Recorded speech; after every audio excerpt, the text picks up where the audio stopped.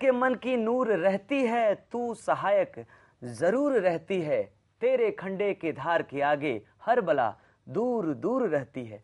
माँ के आराधना, माँ के पुकार, माँ के गोहराते हुए हम अजीत आनंद अपना आंगन में अपना माई के दरबार में हाजिर बानी। आप सबन के दर्शक लोगन के प्रणाम करतनी, गोड़ा तनी और कहतनी जय माता दी।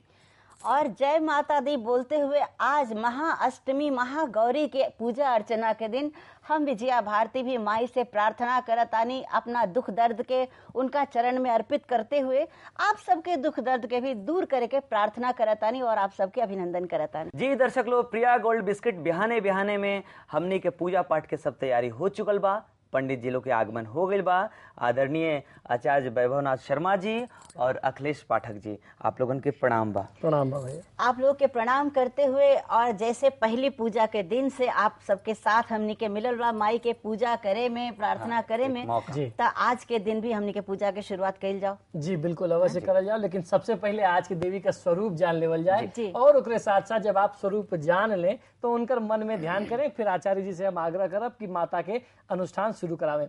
देखिए आज के दिन बा महागौरी के दिन। कबो का आप इस समझनी कि माता के नाम महागौरी काहे पड़ल, इनकर तिथि अष्टमी काहे रहल, काहे ना इनका और कोनो 9 दिन में पहला काहे पूजा ना भइल। अच्छा, ओकर कारण ये बा कि जब माता के प्रादुर्भाव भइल तब माता के जौन वर्ण रहे वो महागौण रहे, अर्थात सबसे ज्यादा श्वेत, चमत्कारी सफेद।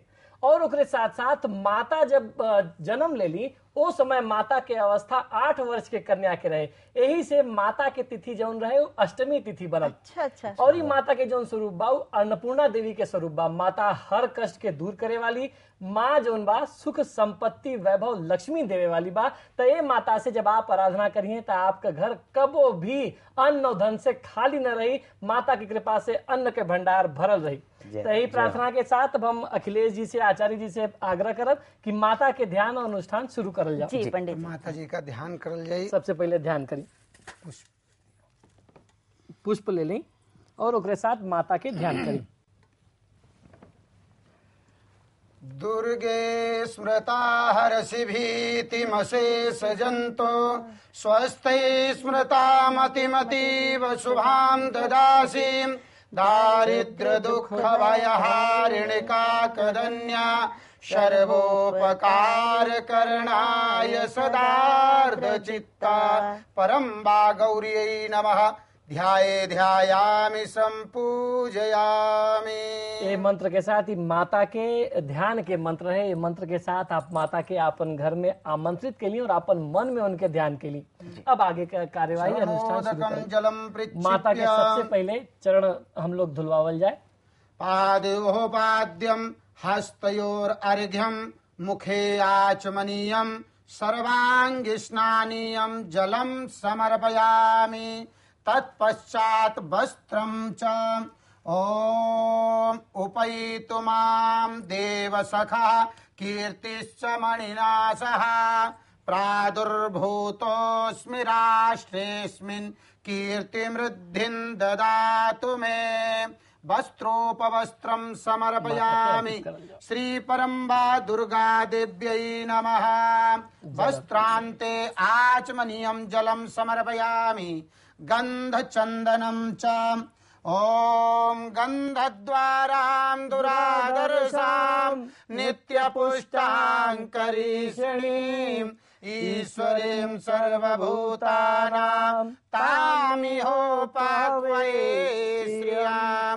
गंधम समर्पयामि गंधान्ते अक्षतान् अक्षन्नमि मदन्तः प्रिया अधोगत अशोकत स्वभानवोद्विप्राणविषयामति जोजान् विन्द्रते हरि। अक्षतानान्ते पुष्पाणि पुष्पमाल्यञ्च ओम ओखदेः प्रतिमो दद्वां पुष्पवतीः प्रसोवरेः अश्वा इव साजित्वारिर्विरुधा पारैष्णवः। पुष्पाणि पुष्पमाल्यञ्च समर्पयामि। सिन्दूरं च ओम देहि सौभाग्यमारोग्यं देहि मे परमं सुखं रूपं देहि जयं देहि यशो देहि दिशो जहि। देखिए अब ये जो हम लोग सौभाग्य द्रव्य माता के अर्पित के लिए, जैसे हम बतैली कि माता के जो स्वरूप बा ये कल्याण के स्वरूप बा, माँ अन्नपूर्णा के स्वरूप जे हर व्यक्ति के कल्याण करेले। और उनके जे मंत्र से हम लोग आराधना कैली, देहि सौभाग्य मारोग्यम। अब आप देखी कि एक मंत्र से, दुर्गा सप्तशती के एक मंत्र से हम लोग उनसे काका मंगली, देहि सौभाग्य मारोग्यम देहि में परमम सुखम। हम उनसे सौभाग्य मंगली, आरोग्य मंगली, परम सुख मंगली। रूपम देहि जयम देहि, रूप देहि, जय देहि, रूप देवे वाले ही, सौंदर्य देहि, यशो देहि द्विशो जयी। हर क्षेत्र में, पूरे संपूर्ण सृष्टि में विजय देहि। ऐसा हमार कामना बा, माता से प्रार्थना बा। सुगंधि द्रव्यम ओम त्र्यंबकं यजामहे सुगंधिं पुष्टिवर्धनम् उर्वारुकमिव बन्धनान् मृत्योर्मुक्षीयमामृतात्। सुगंधि द्रव्यम समर्पयामि, धूपम दीपम दर्शयामि, धूप दीपान्ते हस्तौ प्रक्षाल्य नैवेद्यम संस्थाप्य। देखिए, अब पूजा के बाद माता के भोग, सबसे पहले नैवेद्य, अन्नपूर्णे सदा पूर्णे शंकर प्राण वल्लभे ज्ञान वैराग्य सिद्ध्यर्थम भिक्षाम देहि च पार्वती। माता देव्यै नमः नैवेद्यम निवेदयामि। देखिए, माता के हम लोग नैवेद्य अर्पित कैली, जैसे हम लोग हर दिन कैली हैं, आज भी नियम करब। माता के महागौरी स्वरूप के प्रिय भोग का बा, तब माता के महागौरी स्वरूप के प्रिय भोग बा नारिकेल अर्थात नारियल। तब माता से आपके आग्रह करब कि माता के नारियल अर्पित करी। जय मां। तत्पश्चात आचमनीयम जलम प्राणाय स्वाहा अपानाय स्वाहा व्यानाय स्वाहा उदानाय स्वाहा समानाय स्वाहा ऋतुफलम च। ओम जाहा फलनिर्जा अफला अपुपाजा सपक्विणे बृहस्पति प्रसूतास्तानो मुञ्चन्त गुंघसः ऋतुफलं समर्पयामि। ऋतुफलान्ते आचमनीयं जलं समर्पयामि। तत्पश्चात् मुखशुद्ध्यर्थे एला लवंग च। ओम जत्पुरुखेण हविखादे वाजनमतन्वत वसन्तोष्यासि दाज्यङ्ग्रेत्म इदमः शरद्धवे मुखवासार्थे एला लवंग पूंगी फलादि सहितं सफलताम्बूलं समर्पयामि। प्रार्थयेत। इस तरह माता के अनुष्ठान कैसे कैसे हम अनुष्ठान कैली, अभी विधि के फल लेवे के अवसर बाद जितना हम अभी तक अनुष्ठान के लिए, अब माता से हम अपन जो मन के कष्ट बा, जो कामना बा, माता के चरण में विनती करब और माता ओके स्वीकार करिए, हमें फल दिए। ऐसा विश्वास और व्यक्ति के रख करके आराधना करे के चाहिए। आई चलिए प्रार्थना करल जाए।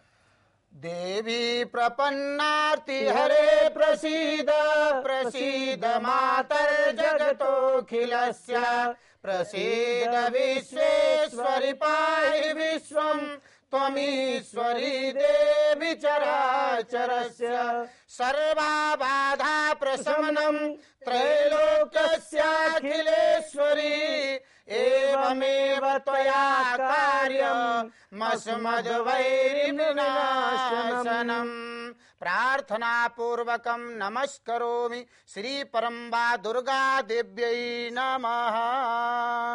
तई रहे मंत्र के माध्यम से माता की कितना सूक्ष्म आराधना रहे, आप देख ली।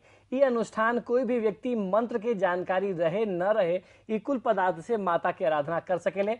जे व्यक्ति ना ये आराधना कैले बा या ना ये अनुष्ठान कर सकेले, खाली अगर महुआ के कार्यक्रम के माध्यम से, बिहाने बिहाने के माध्यम से ये पूरा अनुष्ठान के दर्शन कर ले, ओके घर बैठे एक पूरा पूरा पुण्य लाभ मिल जाए। और मैया के जय जयकार करते हुए पहली पूजा के दिन से, माता शैलपुत्री के पूजा अर्चना के दिन से आज हमनी के महागौरी के अर्चना तक पहुंच गए नहीं है। और पंडित जी के सहयोग से, दोनों पंडित जी के सहयोग से संभव भइल बा। तो आपके बहुत बहुत धन्यवाद। हमने के का दी माई के पूजा में आपके आशीर्वाद मिलल, हमने के स्वस्थ रही माई से, हमने माई के इच्छा रहे माई करा लेली है। और अभी काल सिद्धिदात्री माई के पूजा करे के बाद माई के पूजा भी हुई, ओकरे बाद माई के विदाई भी करे के बाद। और का सामान लिया हुआ कोई सब बता दें। जी हम बता दें। और आज आपके प्रणाम बा। नमस्कार।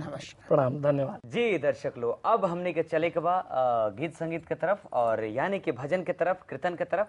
तो भौजी तो उसे हम पूछे तनी कि आज कौन गायिका के आगमन होखेला बटे। देखिए देवर जी, जैसे कि हमनी के पहला पूजा के दिन से सिर्फ माई के भजन में अपन समय बितौनी है पूजा पाठ के साथ, तो आज के दिन भी और खास तरीका से वैसे बीते के चाहे।